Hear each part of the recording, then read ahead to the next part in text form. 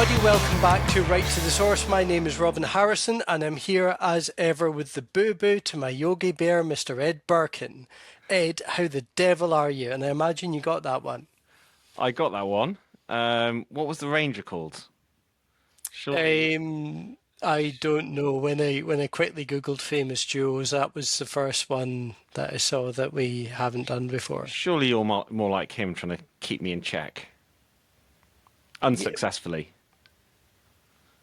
It's not Ranger Ted. The Ranger from Ranger. Bear. Ranger Smith. Ranger Smith. There you go. Do you know when the Yogi Bear show was from? I'm not sure. Started in 1958. There you go. We've already given a fun fact for the listeners. Fair enough. That's So, after a remarkable start. So, speaking of what? Speaking of what? Speaking of podcasts. Podcasts. Podcasts. Industry podcasts. This is what this is. Okay, yeah. So this is interesting. I mean, obviously, there are a lot of industry podcasts. Now, let me see if I can find the post. Someone commented Someone claimed that they or were just posted. PR things, carefully crafted PR, which some probably are, maybe ones that get guests, but I don't think anyone can claim this is A, carefully crafted, or B, has any positive public relations. As half the time you try and stop us getting sued and me just isolating us from various members of the industry / society in general. Yeah. I think that's fair.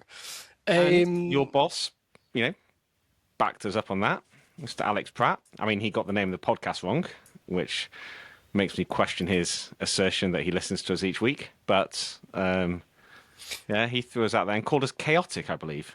He said, Ed Birkin and Robin Harrison are total chaos, but listen closely and you pick up so much data and insight that you should be paying for.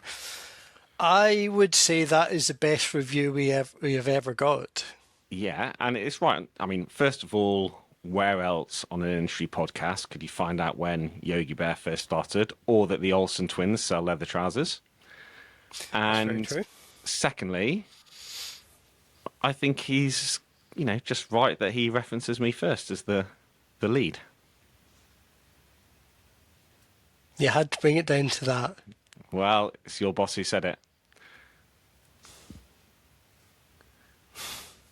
Another fact, 2-1. Do you know what that is? That is What's the current lead in the Stanley Cup final between the Las Vegas Golden Knights and I think it's the Colorado Avalanches. It doesn't matter who they're playing. Okay. So we're doing well. It will have changed by the time this is out. And as you like to point out, that's my second team, which isn't really what you should have. But your fallback team, I think I called it. But the number 5 is the number of Ted Lindsay Awards, which is effectively the best ice hockey player voted by other ice hockey players, which is awarded to Connor McDavid, my hero for the Oilers, and that is tied with Wayne Gretzky as the most ever awarded to a single player. And it's just a shame that he, is not looking at getting a Stanley Cup, at least back to Edmonton. But yeah. Well, it's very nice that he got those awards, and that does put him on a par with Wayne Gretzky, who, of course, gave a spellbinding performance at the World Cup draw last year, especially when I think he tried to pronounce Curaçao, who obviously played Scotland in a warm-up game a few weeks ago. Scored first, but Scotland triumphed, I think, 4-1 in the end, and then followed that up with a 4-0 destruction of Latin American giants Bolivia. Look, I mean, talking about Curaçao and Scotland, small teams, just this World Cup, it's already a joke and it hasn't even started. We've seen FIFA have been accused of selling official tickets through unofficial resale sites, pretending they're resale ones, because they can't sell the official ones at the right price. So there's a match between Cape Verde and Saudi Arabia, I think. And people have spent up to $700 on a ticket. Okay. And funnily enough, it's just not sold out. I mean, how is that a World Cup match? If these teams qualify, Yeah, through the fact that it's just been expanded. I mean, I know they want to, but it's not the best teams. It's just the teams, a number of teams in specific regions. So yes, you want it regional, but how's Italy not there and Cape Verde is?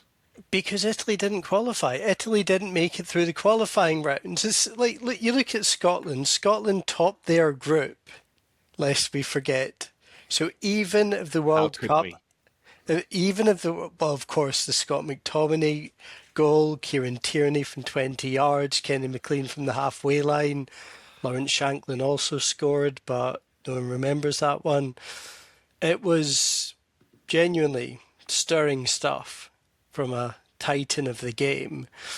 But if the World Cup hadn't been expanded, Scotland would have still qualified. So just chucking that out there when you talk about small teams. But look, I mean, ultimately Italy didn't qualify. Obviously, it's a shame. Very fond memories of when it Not a was. shame, is it? It's quite amusing. Yeah, but yeah, it's quite funny actually. But you know, they won. Did they win it? When it was when was it? 2006, 2000. No, when did they win the Euros? When they beat England? 2021. Yeah, but they didn't qualify for the World Cup then, did they? No, they didn't. So But basically, it's already turning into fun. I mean, what? So now Trump's got rid of all Iranian tickets. There was a World Cup ref, because he was from Somalia, I think. He's been banned from entering the US, so he's not allowed to do it anymore. It's just the whole thing. I mean, I thought Qatar was a bit of a ridiculous place and everything that was happening there, but this just seems like it seems even worse. it's still the World Cup. Like this is the thing. It's kind of an emotional pull, and I think that. I mean, I think it's kind of a different experience now because everything's so terminally online. But do you remember when you're little, you know, back in the, I don't know, like the 50s or something?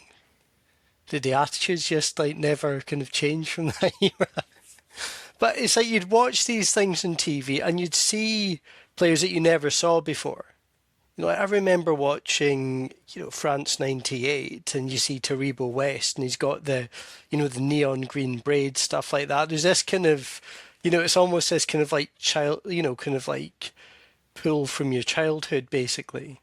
Well, you know, I'm sure when you watch the Cape Verde Saudi Arabia game, you will also see players you've never seen before. So there you Yeah, go. and the thing is, with the World Cup, I kind of, you know, I go into a kind of mode, and it's like I will watch everything because it's a World Cup. It still feels like this Well, special if you thing. want players you haven't seen before, then just come and watch Sheffield Wednesday in League One next season. I'd rather not. Me too. Right, World Right, Cup, $60 billion. $60 billion. That's how much What we does that reckon. mean? Well, it means it's a bit more than 59 billion. That's how much we reckon will be wagered through legal sports books. And for Okay. clarity, that does not include prediction markets because they are not licensed as gambling entities. Right. Because apparently they're not gambling. So Okay. through legal sports books, 60 billion on the World Cup, which is a 71% increase on our figures from the 2022 tournament. Now, 5.7 billion we think will be wagered across the host nations, which are, Mexico, yeah, the United States of America, yeah, and Edmonton Oilers base, Canada. yeah.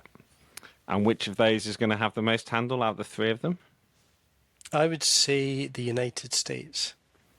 Well, on our data, it's close, but we reckon, actually, yes, the United States, 2.9 billion, but Mexico close behind at 2.5, Okay. and then Canada. Obviously, it's only the lotteries and Ontario that that we have as And label. Alberta will be live. Yeah, Alberta will be by then. During Yeah. the tournament, I think, July. How much did the US generate in soccer handle across June and July last year? June and July last year, there was no major tournament, only the Club World Cup, I think. Was that last year? Yeah, when Chelsea somehow won it. Didn't they? I think they beat PSG in the final and then got dismantled in the Champions League this year.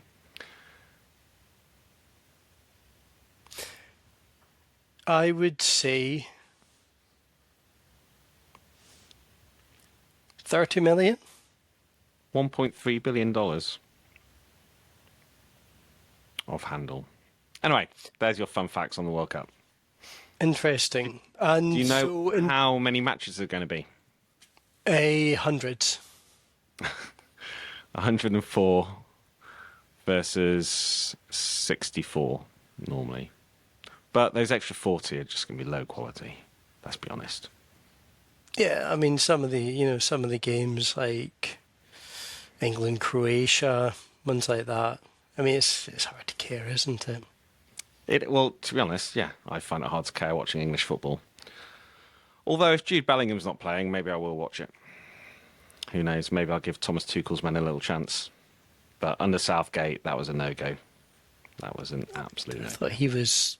I mean, like near the end, they were quite pedestrian, I suppose. But in 2018, it was quite exciting. He did a fantastic job of bringing the players together and getting rid of these club fractions and making people want to play for England and all of that. But in my personal, maybe uninformed view, he was a terrible tactician. We should have won so much. Maybe not say the World Cups, but when we lost to Italy, for example, in the Euros, he was just so defensive. Same with Spain, you know. So no, I think it was terrible to watch, and they're all just prima donnas, the players. So no, give me the Owls every time. Down in League One. I'm sure everyone will give you the Owls, Ed. Now, I'd be interested in how a market like Brazil will perform for sports betting, because obviously it's Brazil, with Jogo Bonito and all that. They've got Carlo Ancelotti, who's very good at tournaments. They've got Neymar in the squad. All these little storylines. I mean, and of course the market has been regulated since January last year. So I mean, what sort of handle do you expect on Brazil? Thanks for giving me the heads up to gather that. Who is it that they haven't taken? Who was actually you thought? Oh, who's it? The Chelsea lad, isn't it? João Pedro. Yeah. I mean, not that I have anything positive to say about any Chelsea player, but I thought that was quite unfair, if I'm being honest. He was a good player. He's a great wee player. I don't know. I need to say he was a wee player. I think he's quite tall, but never mind. He's just getting very skilled. I mean, he's nothing. He's nothing compared to like a Ben Gannon Doak or something like that. We have 3.6 billion of handle. I mean, it's difficult on GGR because it really just depends on the results. I know it sounds obvious, but on the results of the matches. But it will be. It's a good time zone for the American markets. Obviously, Brazil are football mad, so I think they will be one of the beneficiaries of this. But I'm sure lots of people have said this. I think it needs to be viewed as a customer acquisition tool rather than a revenue generator. Hopefully they'll get some, or the bookmakers would hope they get some results going their way. But even if they don't, I mean, let's be honest, a lot of the money that gets won by the punters will get recycled at some point. So even if you end up seeing it, later in the year, and it's not directly related to the World Cup, it's still gonna flow through. That's good to know. Do you want to know how much is going to be wagered in Scotland? Absolutely. Well, no one else does, so let's move on. What do you want to talk about? What's been interesting on IGB? Well, I walked into that one, didn't I? So, one of the things that I think has been quite interesting is the General Commercial Gaming Regulatory Authority, the gambling regulator in the UAE, has a new CEO. Obviously, Kevin Mullally left the role in November last year. But I think what's interesting is who they've hired. So they've hired Kieran Carruthers. Obviously, as I'm sure you will know, Ed, he used to work at Crown Resorts. He also has worked at Wynn, at Sands, and at Galaxy, all in Asia. And I suppose well, I mean, obviously it's an interesting choice because this is a gambling regulatory authority and they brought in an operator CEO.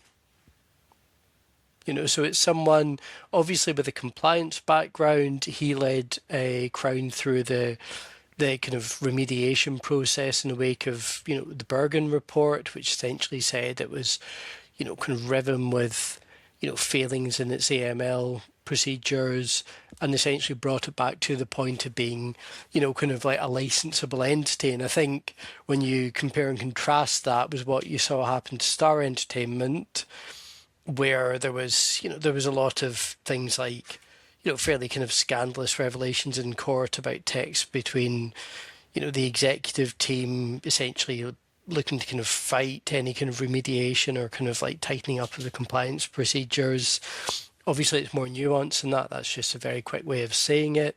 I think that's a really interesting choice to bring in. And also, it's someone that's coming more from that brick and mortar background, which I think is interesting because obviously you have the Wynn property. As a result of the war, I think they have said publicly that they will experience some sort of delay to the opening times. We don't know what. There's no point in speculating. But they've also launched Play 971. As of course it. So you've got Wynn being regulated by someone who was at Wynn. No, someone who was at the company decades ago. Okay. Well, I mean, I'm sure that's positive for the industry and land-based industry. The online, I mean, quite frankly, I know you guys report a lot on the UAE. I know people are looking for new areas of growth, but quite frankly, I think it's just largely, except for a handful of people, complete irrelevance. Look, I Not think going it's to be a big market. It's like, oh yeah, but Dubai's got lots of people with supercars and fancy buildings. It's like, I think it's going to be, I think for the brick and mortar side, I think there's a lot of scope and there's a lot of potential there. And obviously there's going to be more properties developed. The online side, I'm intrigued by it, but we need to see the market develop. It's too early to kind of go in with absolutes. And I think the nature of the opportunity, the fact it's in United Arab Emirates, I think kind of adds like a fascinating layer to it. Like I'm really kind of intrigued to see how that market develops and evolves. It's like I don't know what sort of kind of like success there will be, but thinking back to it was ICE 2025. So we obviously partnered with GTGRA for a kind of, I suppose, like a mini kind of like, like a couple of hours in a day kind of summit, a few different, kind of like panels, discussion groups where we're trying to sort of, shed some light on the market, what's going on in it. And one of the really interesting things, and I think another reason why the industry is going to be interested, is very much receptive to looking to kind of support innovation responsibly. And I know a lot of people say that, but there is this, like genuinely, I do feel there is this sense of a collaborative approach between regulator and industry. And as we've talked / whined about a lot in this podcast, it definitely feels that is either lacking in a lot of markets or can't be formed because of regulations and legislation and tax, and tax increases. So I think that's sort of the idea that first of all it's happening, and second of all, it's it's kind of it's kind of like a cautiously welcoming towards the industry. I think that's obviously going to be one of the reasons why people are interested. And then, funnily enough, It's a actually, big market. Well, it's an interesting market. We don't know what the market's going to look like at this time, but Well, we interestingly, have a pretty good idea because it's our job, but well, the, yeah, the yeah. growth, You just the said growth. to me, when I said before this, you want to talk about UAE. You said no because I don't have the data on it. We don't have any official forecasts out. We've done work on it beforehand to see how interesting it is. Well, yeah, you've done We some think the work market's on going to it. be about 350 million for the online, and That's online. yeah, as I'm talking about the online bit, Well, I'm talking the more about. growth in the onshore in Finland is going to be between 2 and 3 times that. Well, it's a different That's beast. more interesting for people. Yeah. Well, look, But it's I not find. shiny or super sexy, is it? Because it's just now I'm just going to Oh, do some stop, kind of ridiculous. I'm going to do zeroing in on the online I'm, bit like a moth, kind of like I'm going to plunging do its some head ridiculous against the light stereotype bulb. about the Finns. I don't know, eat herring or something. But no, it's just I think there's a lot of I growth don't in other think the places. Finns even do eat herring. No, that's what I was saying. It's a bad stereotype. It's not, That's a Norwegians. terrible. I reckon the Finnish must eat herring. I mean, I think most people eat herring. It's like it's generally if you have a coastline, you're probably going to have herring in your diet at some point. Yes, Finns eat a lot of herring. There you go. Do you eat herring? I don't eat herring. I'm not into roll mop. Anyway, sorry, I interrupted. Yes, I think the land-based will be interesting, but there'll be a couple of people who will benefit. So, and the online will be very few people who benefit. So I just don't think as part of the. I get the bit about having a regulator that is more pro-industry, but I just don't think for the wider industry it's a particularly adds much to the growth narrative that's going to be open to most people. Hence, it's not an area we're focusing on. But I could be Okay. proven completely wrong. You could be proven completely wrong. And I think, look, I mean, I was trying to kind of lead you on to the Finland piece because obviously I think 50 companies have now applied for licenses. Which is arguably too many, quite Go frankly. on. Well, how many? I mean, if you look at what's sustainable in other markets, I mean, Denmark, Sweden, they tend to look at more closely. There's probably by the time you get to when the licensing, well, December's the time you probably want to look at it, isn't it? Because I think it says it's going to take 6 months and it's going to launch in the beginning of July. So really, the end of December, all of those companies could, in theory, get licensed. I think we're already up to now near a 60, 70. So let's say it'll get there 70, 80 by the time we get there. There's just no way a market that size can sustain it, especially because there will be a handful of operators who will have most of the market. Yeah. So in terms of kind of like ultimate market size for that online part, since you have such a fixation on the online part, and also because like retail is still under a Viking's monopoly. So what sort of size scale are we talking about? So if we look at 2028, it's the first full year. We're looking at 1.5 billion US dollars. Should probably do it in euros given their currency. That's on here, 1.4 billion US dollars for the license market compared to 275 million now. So, Okay. substantial growth. Yeah. But if we then look at actually the total market now, because you've obviously got the significant offshore portion. So the total market now we have at 1.5. So it's pretty much saying that the onshore is going to be the size of the total market now, but you're still obviously going to have offshore. So it's going to grow the market more. We still have another 500 million that will be offshore. So what's that putting it around 75% channelization ish, a bit more, maybe 80. God. Yeah, depending how things go, and Vike House are obviously going to be there and have their competitive advantage in terms of being licensed before everyone else, but arguably, Whether that's still state owned, I mean, obviously there's been some speculation that it could be taken into private hands.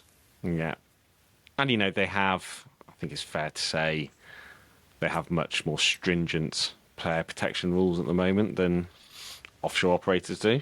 Which has really hit their revenues. I suppose for the onshore, you'd imagine that will be largely evened out. Although maybe they will, if it stays in state hands, continue to operate with more protections than what's needed necessarily on the licensing or what's legislated for, and they will still be at a slight disadvantage. Who knows? And then the final bit, I think, is of... And stop using the word interesting because some people may not find it so. You do use it a lot. I'm pretty sure we tried to stop using the word interesting because we felt we were overusing it. As well as the words Netherlands and Brazil, but that failed. Yeah, I think we failed on all counts there, let's be honest. What happens to people who are either currently targeting the market, or I think I read somewhere about a September 24 cutoff, potentially, and then actively versus passively targeting. So, what the kind of bad actor provision's going to be.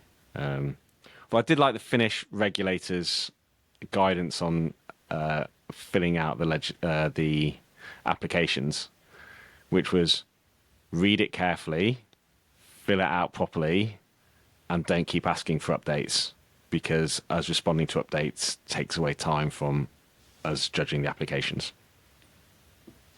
Which I thought was pretty fair. Yeah. It's practical, it's honest.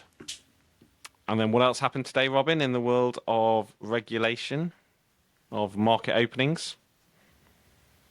What else has happened? I think there's legislation now passed in New Zealand, or there was a milestone that happened in New Zealand today. Oh, the regulations were released, yeah. So, again, another market. We talked about New Zealand before. We're not... I mean, you didn't sound that enthused about it at that time. No, it's good. I think it's, there's only going to be, 15 operators I think they've stayed with now. Yeah. The maximum one. I mean, well, I suppose that's quite a small market, so you've got choice, but you don't have too much choice. It's just when it's kind of like a fixed quota of licenses that always seems to run into problems. Well, I mean, I'm mainly thinking about Germany here. I mean, Germany obviously initially, I think, tried to do 12 licenses, which did not work and did not go down well. Neither's an open market in Germany, to be fair. No, none of it has been great. I was there on holiday the other week and it was very nice. Okay. Do you know that during the war, Okay, because they were trying to make what are they called? More like the blimps that you get over football stadiums in the US. You know those things? The airship type things. Zeppelin. Yeah, that kind of stuff. Because they were trying to produce so much of those using cow intestines, there was a shortage of sausages. That is if my recollection of last night's episode of The Chase with Bradley Walsh is accurate. A little fun fact. Well, I don't think that was the worst thing that happened. No, but let's move on from that. Yep, I feel terrible about that. I'm not going to lie. What, the sausage? I know, shortage of sausages. Sausage wurst. Like bratwurst. I'm a sausage fan. Did you think I was talking about something else? Yeah. I meant sausage as in wurst, as in, the word for a sausage in German. Oh, no, that one went over my head. I get it now. You should be proud of that. That was good. Not the worst thing to have happened, yeah. Yeah. Yep. Yeah. So, what is your favourite wurst? Probably bratwurst. Well, no, currywurst. Currywurst. Love currywurst. Yeah. I went to quite a nice hotel. There's at a conference in... It's probably Germany. And I couldn't be bothered to do the networking, so I just sat in my room and ordered a currywurst. And despite being a nice hotel, it came with one of those little plastic fish or maybe even being a wooden one, little fish and chip shop Yeah. things. Yeah, well, that's part of the in the little cardboard tray. Yeah, then it just felt a bit sad that there was this kind of like finger food and drinks downstairs at this networking event. It was to do with hotel industry at the time, and I was just sat on this little table with my iPad and this little, effectively just having sausage and chips with curry sauce. Um, There's a place yeah. called Vitty's in Wittenberger Platz. I think there's one across the road which is more kind of historic or whatever, but Vitty's is just the best one. Fun fact, going to take away the word Yes. fun from this. Irrelevant fact, best food I've had in Germany has to be the kebab at Berlin train station. I went back there Oh every yeah. day for 5 Yeah. days. The kebabs in The, Berlin are unreal. yeah, they are very good.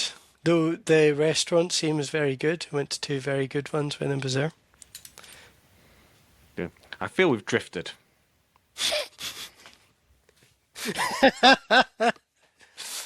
Yeah. Yeah, we have somewhat. You know what's not great scene in Germany, in my view, no offense Okay. to David Hasselhoff and others, the music scene. I don't know, Rammstein, Die Ärzte, the whole Neue Deutsche Harte scene. It's all quite heavy stuff, isn't it? Yeah. But it's not, yeah, I mean, you do get some kind of more ballady stuff, but you're not exactly going to have kind of like a big, 99 Luftballon, great song great song.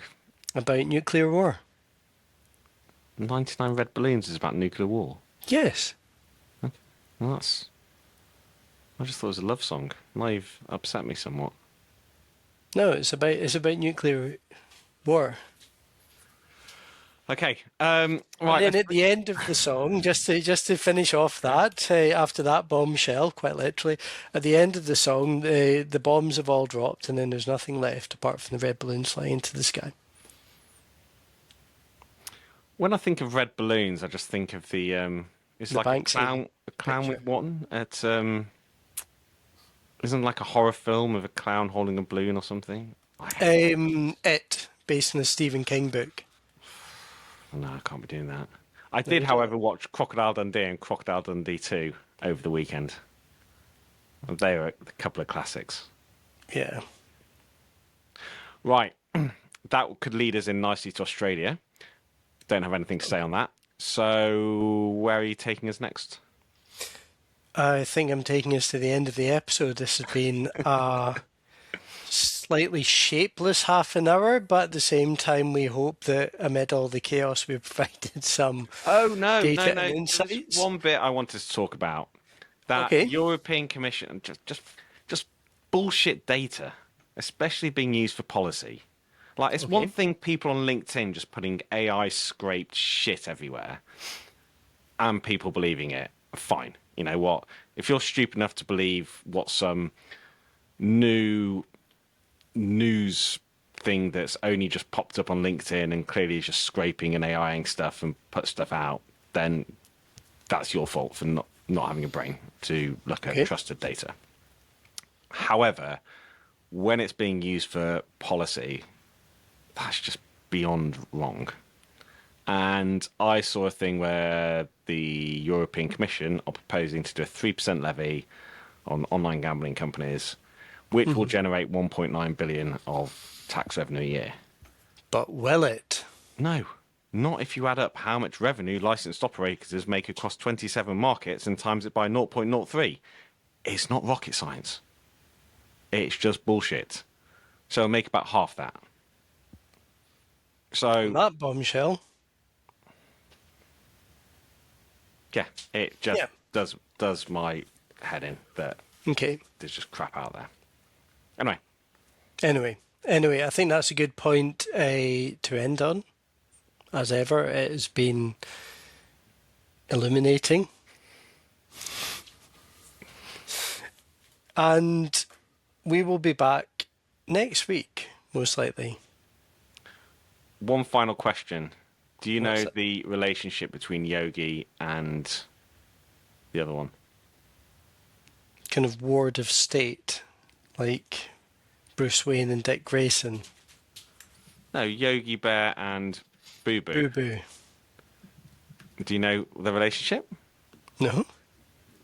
Do you not know if they're brothers or anything like that? No, I would imagine bears are bears, aren't they? He's a close protective mentor and sidekick relationship, often interpreted as a proxy father-son relationship. So the fact that you chose this suggests that you think of, our relationship of you as a proxy father figure for me, which is worrying but sweet. And on that bombshell, Thank you very much for listening, and we will see you in the next one.